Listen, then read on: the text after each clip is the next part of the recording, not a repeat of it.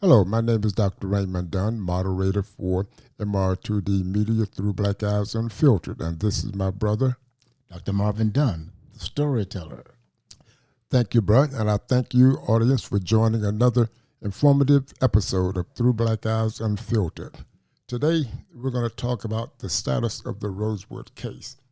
So, Brett, give us first a brief summary for our new audience who are joining us of what this case is all about, and then give us the status, please. Sure. I happen to own 5 acres of land in Rosewood, Florida, the scene of the 1923 massacre that left that all-black town burned to the ground. And I'm the only black person who owns land in Rosewood right now, and I wanted to have my land cleared partially so that we could have an event on the property to recognize the 100th anniversary of the Rosewood Massacre. Brooke, what was that? When did you go to have it cleared? September 5th and 6th of last year we went up. And I've had this property since 2008. I've never spoken to my neighbor across this is a rural area now. There's dirt roads back there, all 5-acre plots. So I had never spoken to this gentleman before. And on this particular occasion, as we were preparing to leave, he rose up in his big F-150 truck with a Confederate flag out front and asked me, "What's going on out here?" So I said, "Well, sir, this is my land, and that's as far as I got." He said, "Well, if that's your land, why don't you all park on your side of the street, of the road?" And I said, "This is a Levy County highway. We'll park wherever we wish." And that threw him into a rage. He stepped on the gas, wheeled the truck around, and starts using the N-word and dropping F-bombs and telling us where we could go. The long and the short of it is that he got arrested a few days later by Levy County for using his truck as a weapon. And then I don't live up there. I live in Miami. So Now, Brooke, was this directed at you? Were there other people there? There were 6 of us on the road when he did this. And what were the 6 people there for? I was there to assess the clearing of the property. The others were just friends of mine. One was my son, Doug. The others were just friends of mine who wanted to be there just to see the Rosewood property. So anyway, he pulls this maneuver, and the police was called. They arrested him several days later. And then when I got back to Miami the next day, I called the FBI and reported this as a hate crime. Long and short of it is that he was arrested by the federal government, charged with 6 counts of hate crime, and he was tried some months ago and found guilty. He was tried in Gainesville, all white jury except one Asian gentleman on the jury, and they found him guilty of 6 counts of hate crime. He's facing 10 years on each of those counts. Okay. So last week on Thursday, he was sentenced, and I went up for the sentencing and took my son with me. And before what happened? Well, I called the other 5 gentlemen who were involved. Okay. I said to them, "Listen, because this man's family was writing me saying, show some mercy. He's 62 years old. He's not in good health. He has grandkids. They're going to lose their grandpa if he goes to prison." So I was sensitive to that. Good. So I wrote a letter to the judge with the permission of the other 5 people, asking for leniency for this man's family first, and then secondarily for him. And Ray, I did that because I'm a Christian. My religion calls for me to forgive. Exactly. It calls for me to love my neighbor too, but I'm not quite at that point with this dude. So I appeared in court, and I read the letter, and I spoke in court and asked that leniency be shown to his family. The courtroom was packed. All these white people, mainly from Cedar Key and around that area where he lives. A lot of his friends and family were there. And I made my statement. And in the end, the judge gave the guy a year and a day in prison. He has to report on January 2nd. Okay. And for a 10-minute rant in which nobody got hurt physically, my feeling and the feeling of the other 5 people was that's enough. Okay, now is this a year and a day for all 6 counts? Yes. A year and a day each, or how would that be? The sentence runs concurrently. Okay. Right. So he has 6 counts, but they year run and a day. concurrently. Okay. Then he's on probation 2 years after that.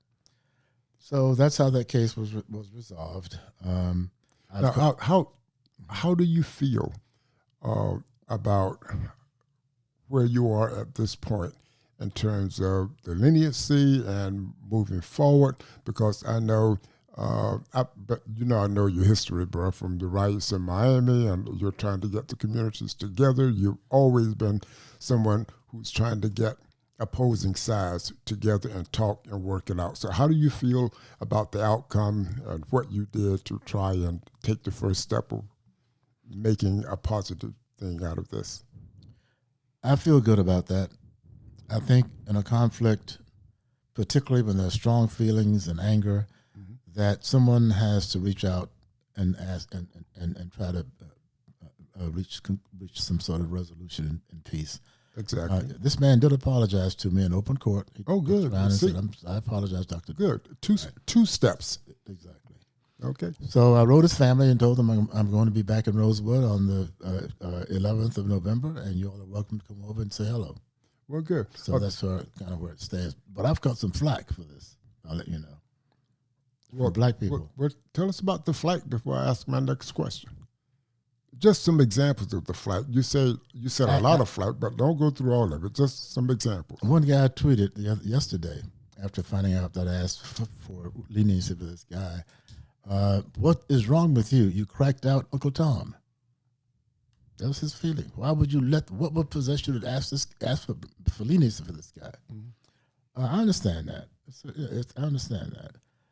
But I think most people who consider what we did, it wasn't just me, it was all six of us. What we did was the right thing to do in this case. So I can live with that. Just as you got some flack from some people, did you get any emails, texts, or whatever from supporters of that step that you took? As we were leaving the courthouse, as my son and I were leaving the federal courthouse in Gainesville, several of this man's family and friends had collected outside the courthouse. And some of them approached me and thanked me for asking for leniency for their friend or family member. I think the impact with his family and friends was positive. Well, good.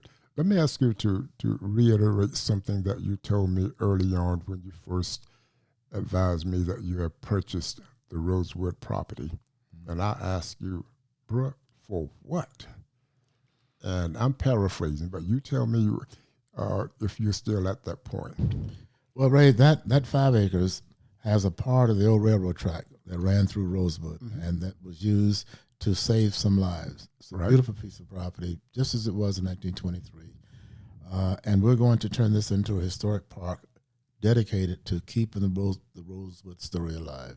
Okay. So we're going to be taking people there, I hope, not necessarily me, but others, as we train them to do these tours. They will all end up at Rosewood and having the opportunity to walk that ground and connect with the ancestors and feel that moment of history as close as we can have someone feel it.